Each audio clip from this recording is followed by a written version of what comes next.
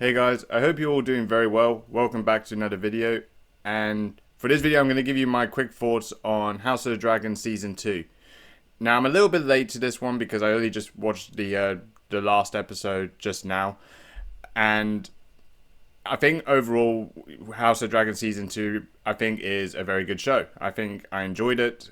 And it didn't really live up to the expectations I think Season 1 did. But it definitely kind of set the tone that I think this could be potentially a good series, especially when Season 3 comes around. So Season 2 does set itself up literally where Season 1 ended. So it literally ended where Aemond kills Luke, and now Rhaenyra is aware of the whole incident that happens. Now wants pretty much revenge, and now civil war pretty much happens between the Targaryen family. So she's now pretty much split with her alliances, as well as Queen Alicent is also split with her alliances with her family, with now Aegon being the king. And it pretty much just sets everything up as just a more of trying to form the alliances to conflicts into war. This is pretty much where Season 2 is. Now, I think there are some good elements of this sort of build-up happening, but I do think throughout the season it's a little bit lackluster compared to where Season 1 is. So the biggest compliment I have for Season 2, I think, is the writing. I think the writing is actually very good. It really explores a lot of the characters very well. A lot of the motivations that they have in terms of how they wanted to form an alliance to, start war. And it pretty much just shows a lot of, the characters and their flawed personalities. I think one in particular I would say is Aemond. I think Aemond is a very well-written character that really shows that he has this sort of act of treason to really somehow become the king as well. Now, I'm not going to kind of explain any of the points of how he does it as well, because it does lead to potential spoilers and everything like that with the other characters.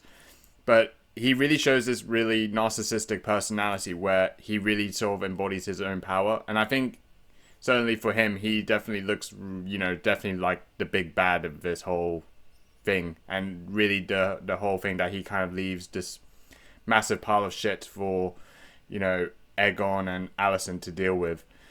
And it's probably why Rhaenyra gets involved into this sort of civil war and conflict to begin with, because of a lot of the things that Aemond has done.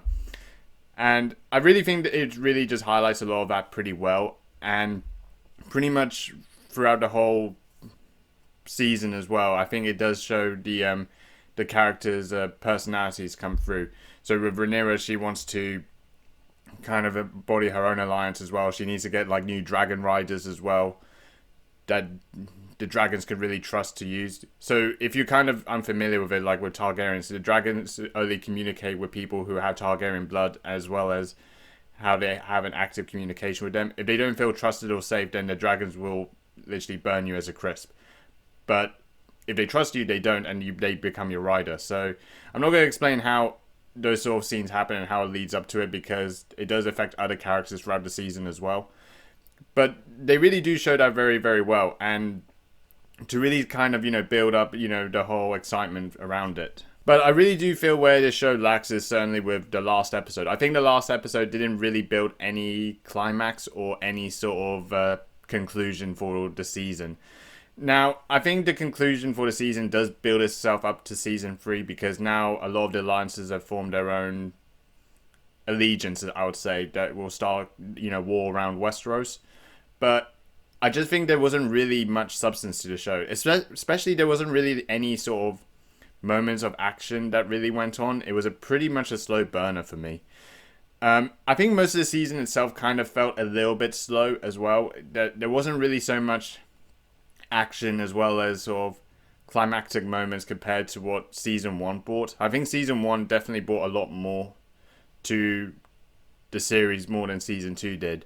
But I wouldn't say it was so much like it was as bad as what Season 1 did deliver, because I think Season 1 did deliver something that is completely new to the Game of Thrones franchise, setting itself up as a prequel. And now Season 2 came out. They're kind of exploring the material that they left after Season 1, but then I think the build up to it wasn't as the same, because I think they're just kind of making this as a build up for Season 3 and potentially other seasons, how how the writing will somehow go through.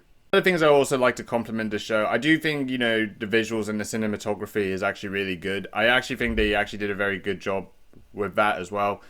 Also, like some of the battle scenes as well, like one in particular.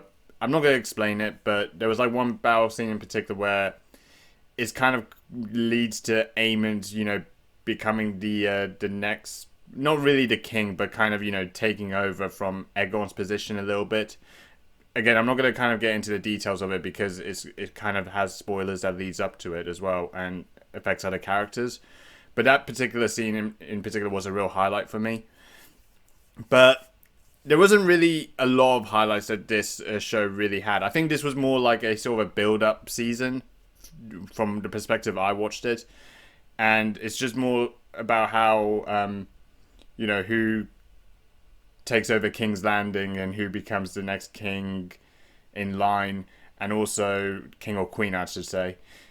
And that's kind of where this this series is mostly meant to be more felt as a build-up. So I think that's where season 2 kind of sits for me. So really, if I was rating House of the Dragon season 2, I probably would give it an 8 out of 10. I think it's a very good show. I think there's a lot of great moments, some good writing, and it does build itself up for season 3. However, I do wish there was like more moments that this series can really build up on, especially from season 1. But yeah, let me know what you think of House of the Dragon season 2. Let me know what you think about it. And yeah, that's about it. See you later.